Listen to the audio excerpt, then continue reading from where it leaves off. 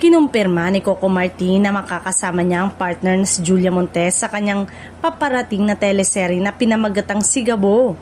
Ito ay matapos niyang i-anunsyo ang nalalapit na pagtatapos ng action series na FPJ Batang Quiapo sa March 13.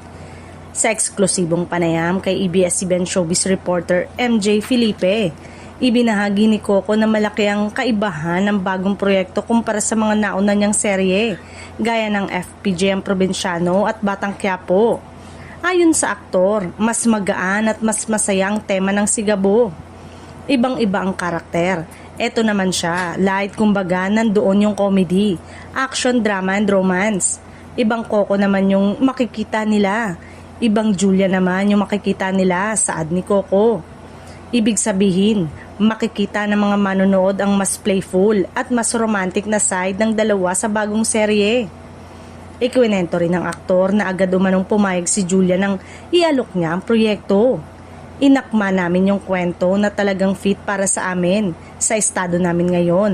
First time namin maglalight, dagdag pa niya. Aminado si Coco na kadalasan ay heavy drama ang kanilang pinagsasamahan sa mga nakaraang proyekto. Kadalasan kami ni Jules, heavy drama kami pag nagsama. Pasasayahin naman natin yung mga tahanan gabi-gabi, anya.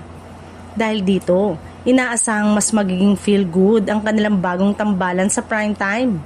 Matatanda ang minsan ang nagkasama sina Coco at Julia sa Ang Probinsyano noong 2022, kung saan nagpaabot pa ng appreciation post ang aktres matapos ang finale nito.